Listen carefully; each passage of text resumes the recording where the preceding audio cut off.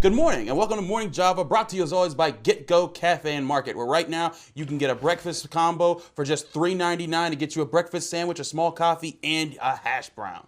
Or 2 breakfast croissants, 2 for $6. Those croissant sandwiches, man, lots of bread, but always good. But the guy who everyone talks about because he wants lots of bread, Le'Veon Bell, once again, the story of the weekend. Talking about Steelers drama, hashtag, I guess, put a Steelers drama hashtag on it. But Le'Veon Bell, Adam Schefter from ESPN reports that the Steelers are now interested or listening to trade offers for Le'Veon Bell.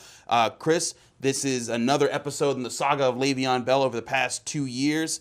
You've been around the Steelers organization just like I have. You've been around it much longer, though. What's your take on what does this mean? Does this mean that soon Le'Veon Bell is going to be shipped out, or is this kind of just another step in a long road that we're not sure that might end? I don't know. I mean, this is something that's just kind of new today on us. I mean, is he going to be traded? That's the first thing you got to ask yourself because, I mean, Adisa Bakari, his agent, has been talking to Maurice Jones-Drew, also Le'Veon Bell's agent, and they've made no hint of any interest in a trade. But the Steelers, of course, do have the option to do that. I would be surprised if they do it, just because they are going to get him back at some point.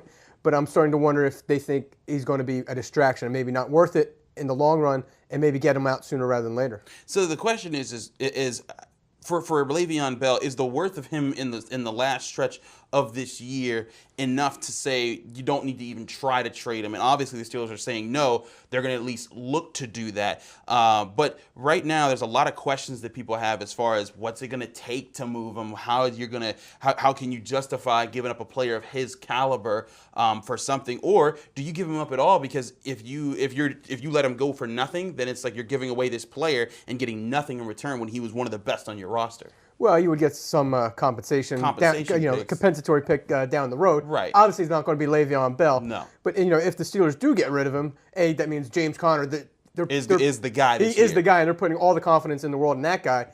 We saw him do very good in Week 1 against Cleveland. Then the Steelers got away from the run game in Week 2. They had to down 21 points. What are you going to get in return from him? I mean, I suspect it's got to be a first-round pick would be minimally what they're getting. So, Chris, on top of the question of will the Steelers trade them, let's examine around the NFL who they might trade him to. You got to first of all look at who's going to be able to pick up the cap space that Le'Veon Bell's franchise tender would create. Mind you, Le'Veon Bell still has to come in and sign that franchise tender before he can be traded. So that adds to this conversation as well. But for the teams right now, you're looking at the Browns. They have a good amount of cap space. The Colts, the Texans, the Titans, and the 49ers. Those are probably your top 5 teams in cap space right now. The Jaguars have a lot of space on their cap a little bit right now, but they have Leonard Fournette, T.J. Yeldon. They're fine, I think, at the running back position. I think I'm not sure if I said the Titans, but they're on this list as well. A lot of people looking at the Buccaneers and the Packers as teams that could maneuver space around. But what is your feel on where he could be around the league? Because I'm also sure the Steelers are not trying to trade him to a team that could hurt them in their path to the Super Bowl. Yeah, obviously the Browns and Bengals are 2 teams that have cap space, but they're not going to trade him to within the AFC North. I look to the team that they've made some trades with here recently, including Martavis Bryant and Ryan Switzer. That's what I was going to bring up. The Oakland Raiders. Well, for now, Oakland Raiders, but they'll be going to Las Vegas. The Las Vegas Raiders. And who would love to play in Las Vegas more than probably Le'Veon Bell? Could you imagine the Le'Veon Bell show and how that would play out there in Sin City? I think it's a perfect match. That would actually be really funny, and I'm sure there would be a lot of great memes and stories that come from Le'Veon Bell playing in Las Vegas, LV and LV. But yeah, I think that's interesting. And plus, one thing is the Raiders, they're stocked. They have a high amount of first-round draft picks. They just got 2 from the Khalil Mack trade. They still have theirs. And the other thing is that they're getting this upcoming draft in 2019. They're going to have 2 draft picks. The way they're looking, they're 0-3 right now because they just lost to the Dolphins. They're not looking like they have any semblance of a defense. The offense is in shambles. John Gruden is not looking like a strong coach right now. If that continues, that pick could end up their own pick could end up being a much higher value. The Bears pick, still got to see where that'll go. But if they get a high enough pick, maybe they are willing to say, okay, we're willing to part ways with the Bears pick if it's a middle first-round pick and send it off for Le'Veon Bell. But here's my thing, Chris, and I want your feedback on this thought. What team would give up that much of a pick for Le'Veon Bell just so they could sign him after the franchise tender or to take him on as a rental. Because if I'm a team, I look at the Steelers, I've been reading for 2 years about your drama with Le'Veon Bell and how he won't sign you. So we know that you got to get rid of him somehow. So why would I pay you anything higher than a third-round pick for him? It's a good question, but there's a lot of teams that really want the star power. Very I mean, true. that's the one thing that Le'Veon Bell, well, more than star power, he provides a lot of production. He's, arguably the best running back in the league. That's why I think the Raiders are a perfect choice, because they had the Khalil Mack deal and they look pretty weak after it. I mean, they lost, the star defensive player. Yeah. Maybe they can make amends by bringing in a player of Le'Veon Bell's caliber. It certainly might make a few more fans happier about that situation.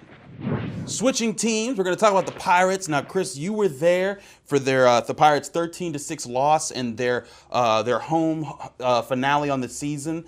A lot of stuff to talk about there, because the Pirates, they're technically still in the playoff hunt, chasing the Cardinals, although they have 7 games left. But what was your real? You were at PNC Park. And I heard that there was kind of a standing ovation for Josh Harrison in his last at-bat. Yeah, and for Jordy Mercer. I mean, it was a pretty cool scene. I mean, obviously, this is not the season that those guys wanted. Right. Talking to them before the game, they're both saying, they consider it a disappointment because they didn't make the playoffs. Obviously, it looks like it's going to be their last season, but it was cool for them to be recognized. They were part of the 2013 and 14 and 15 teams, the teams that ended the 20-year losing skid. So cool to see them get recognized for everything they've done for the Pirates. I wrote earlier, that they're leaving Pittsburgh a better place than they found it, because when they came to the Pirates, they were in the midst of that, unprecedented run of futility. And so, it is a disappointment for them, but, are the Pirates a team that's getting a little bit better? I think so. They both said that they felt that the Pirates, with maybe a few adjustments with the pitching rotation that they have, could be a playoff team again. I mean, there's a chance that with the pitchers, they definitely have a chance, but they need, and we've been saying this for years, they need big bats. They need people to put runs up on the board, add home runs to the tally, and they just haven't had that, whether Josh Bell, who's been a disappointment so far, though he's very young, and the same for Gregory Polanco, who just can't find the consistency that they've been looking for. But yeah, now Polanco looks like he's going to be out for at least the start of the season. And so that's crazy. That's another big problem. Because he didn't slide right. Because he did not slide right. No. And then of course you'd have Jung Ho Kong. He's kind of the X factor in all wild this. Card, right? Yeah, the wild card in all this is he is a guy who does provide some pretty good pop with the bat. With his situation is we don't know what it is right now, because they don't know really if they view him as a major league player or not. Before we switch off of the Pirates, you had a very interesting tweet about the attendance and the trend of the attendance earlier during the game. And I think you said it dropped from last year. It dropped from 500,000, and from their last playoff year, it dropped from like a whole million in total year-long attendance. Yes, that is correct. The case? Yeah, I mean obviously it's been in decline. I mean that's Pittsburgh. They have shown when the team is winning, they will come out and support this team. But when the team doesn't look like it has much direction, especially this year when they got rid of the 2 most popular players, and not their best players, in Andrew McCutchen and Garrett Cole, I think that left kind of a bad taste in everyone's mouth, and people stayed away. And I think if we're being honest, the Pirates probably exceeded most people's expectations this year. I certainly exceeded my expectations. I did not expect them to get close to 500 at the start. Well, Carter, are you ready for some football, some Monday Night Football? The Steelers at Tampa Bay.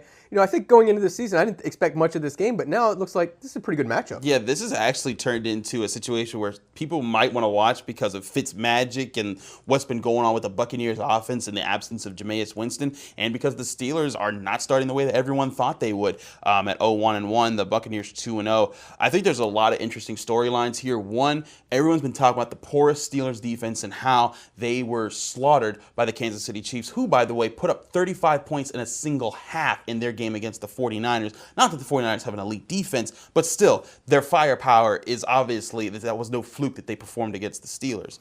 I think the biggest thing that's going to contribute to this game that people are overlooking right now, and I'm not saying this is the biggest factor, but the one that people might not talk about is the fact that the Buccaneers are missing Bo Allen and Vita Vea. Those are 2 of their defensive tackles. They've relied on that defensive front in their first 2 games to really wreak havoc. They have Gerald McCoy, great defensive tackle, but without that second presence in the middle, I can see the Steelers now saying, okay, we could double up on him and get a single assignment on the basically the 4th defensive tackle that'll be in that rotation. And I think that's going to allow the Steelers to at least try to run the ball and establish a balance against this Buccaneers defense. And the big question that's on everyone's minds is, can the defense slow down the big play shots from Ryan Fitzpatrick? Because that's what's gotten him over the top in these last 2 games. Sounds like it's going to be a shootout. I think it's a very good chance. Michael Evans and Deshaun Jackson are 2 big play receivers. Evans goes up and gets the ball. Jackson outruns you. If the Steelers' defense, especially their secondary, is not on point and not able to run with those routes and at least force Fitzpatrick to throw into windows, they're going to be in trouble. But also, I think another big matchup, can the Buccaneers' offensive line that's looked really good in these early 2 weeks, can they protect Fitzpatrick? Because the Steelers' blitz, their pass rush, was great in week 1 and was completely negated in week 2 because the Chiefs Patrick Mahomes got the ball out before 3 seconds almost every play that he was in. Now you're saying Fitzpatrick, I've watched the tape. This guy's holding on to the ball. He's doing a good job of reading the defense. But if the secondary can make him hold on to the ball enough, is it enough for Cam Hayward, Stephon Tuitt, T.J. Watt, and Bud Dupree to get home? Now, do you believe in Fitzmagic, or is this just a fluke? I don't think it's a fluke. I do think he's good at taking what you give him, and that's what he's been able to do. And the Buccaneers have weapons. I've said for years, they also have O.J. Howard, who's a very good young tight end. I like him a lot. They have a lot of talent, and I think Fitzpatrick's good at getting the ball to those guys. But I don't think that he's an elite quarterback that's going to be an MVP candidate after a little while. I think eventually teams are going to start saying, okay, we're seeing where he's processing, we're seeing where he's making mistakes, we're going to attack in this way. And who knows, maybe the Steelers can be one of the teams that start to do that this time, though I'm sure a lot of people doubt that'll happen because of the speculation on Keith Butler. I think, personally, this is going to be a week where Fitzpatrick has another good performance, but you're going to see him dial it back. Not the 4 touchdowns he's been getting, but I do say about 2 touchdowns on his ledger.